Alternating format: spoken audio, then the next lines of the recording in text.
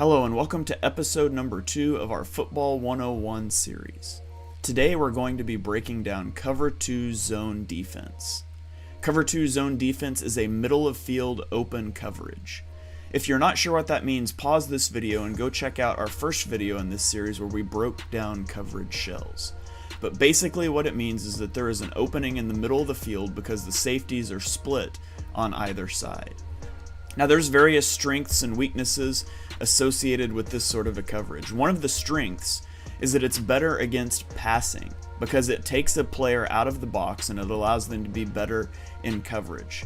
On the flip side, one of the weaknesses is that because there's one less person in the box, it is weaker against the run. But we're going to focus mainly on passing strengths and weaknesses. Now in this coverage, your cornerbacks typically will line up close to the line of scrimmage and they'll try to press the outside receiver to disrupt timing and rhythm. And they'll try to force an inside release. And we'll talk about why in just a moment. And then they rally down and they cover the flats.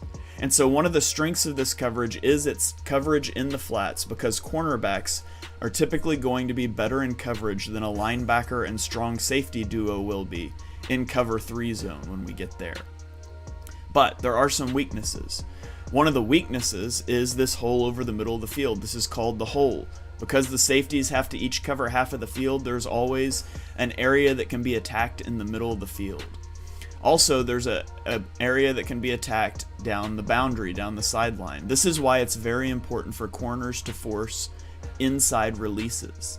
The safety has so much ground to cover that if you can get a free release up the sideline, you can hit that route to the receiver before the safety can ever get there. And so we'll show some of the examples of that here in just a moment, but some coverages will have a rule that says if the corner can't force an inside release, he has to carry that outside receiver vertically to prevent this from happening. Also, sometimes there'll be rules that say if 2 receivers go vertically on the same side of the field, the cornerback should convert to man coverage on that outside receiver to help protect that boundary. Now let's talk about some of the concepts that can exploit cover 2. The first concept we're going to talk about is smash. In this play, this fullback is going to check a block and then he's going to release into the flat. Our motioning receiver is going to come inside and then he is going to run a corner route and then we've got a vertical route from the outside receiver. And as we roll this tape, what you're going to see happen is you're going to see this cornerback put into a conflict. Now notice how the cornerback right now is opening with his back to the sideline. His eyes are on the quarterback. This is so he can read the quarterback. He sees there is nothing threatening the flat right now, and so he's going to continue to sync with this route. And you can see that this corner route, it's covered. But there's 12 to 15 yards of space here to throw this check down route, which is the route that Justin Herbert's going to throw. And you see that the Eagles do a really good job of rallying and tackling. They hold it to only about a 3-yard gain. And so that's one of the key things with cover 2. You have to be able to rally and tackle in the flats because the flats are typically what you're going to give up. Now in this example, this is going to be another smash concept. This time it's going to be the running back releasing to the flat. The tight end is going to run a corner route. And then the outside receiver is going to run a post route. But it does the same job of driving the safety off. And so watch this corner be put in conflict and just see how he responds as we roll this play. So at the snap of the ball, notice that he sees this guy releasing and he starts to drive down and he only takes 2 steps before he realizes that he made a mistake. But the mistake has already been made. The tight end is past him. There's a big window to throw this ball into and there's no way that the cornerback can recover to that. And so you see this is just going to be an easy touchdown for Dallas. And so the whole point of a smash concept is to put that outside cornerback into conflict and then make him wrong. If he goes deep, throw the check down. If he comes down, you can throw that corner route. Now let's watch this play by the Chiefs. So we're going to have Tyreek Hill motion across, and he's going to run just a little hitch route, and we've got a corner route. So we've got a smash concept to one side. To the top side, we have what is called a dagger concept. The slot receiver is going to run a vertical route to drive off the safety, and then we're going to loop behind with a dig route. So let's watch the bottom of the screen first. So on the bottom of the screen, number 3, you notice he's going to open up again. Now he gives that outside release, but it doesn't really matter because It's just a little hitch route. And you see, this is open. This corner route is open because number 3 has sunk down on this route. But that's not where Mahomes is looking. Mahomes is looking at this dagger concept at the top of the field. And you'll notice on this dagger concept, it's driving off the safety. This middle linebacker is pulling. And so if we roll the tape here, this is going to be open. Mahomes would have a chance to throw this. Right now, you see this is open. There's a spot here that he can put the ball in, but he's already going down. And this is why your pass rush is so important. Because without a pass rush, this is going to be a completion.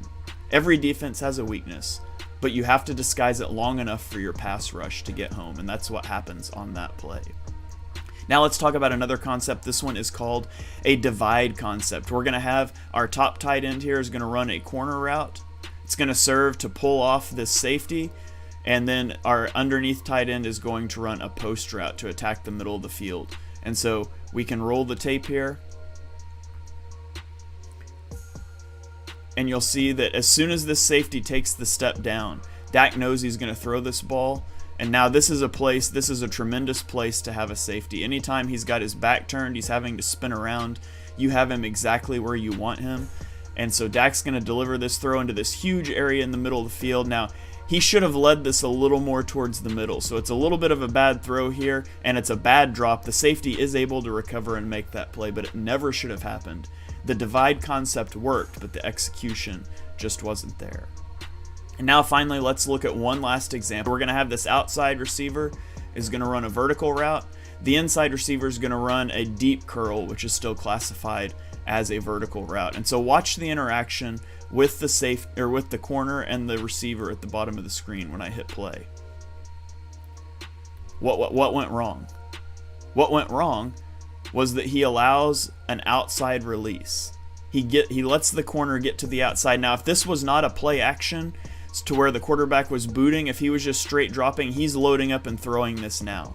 Because this is huge opening at the boundary here, and he could have made that throw. Now, because it was a play action, it doesn't cost the Eagles on this particular play.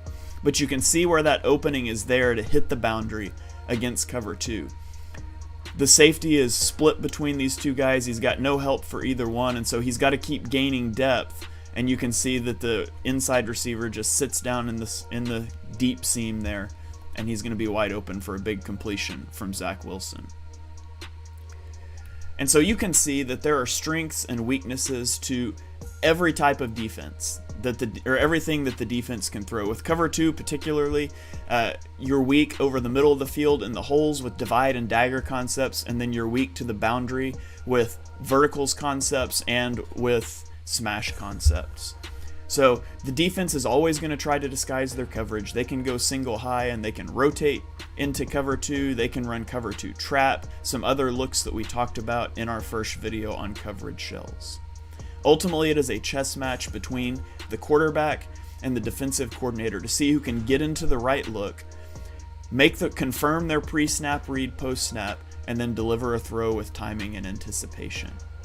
I hope this video was helpful to you explaining cover 2 zone coverage. We'll be back next week to break down another key defensive coverage.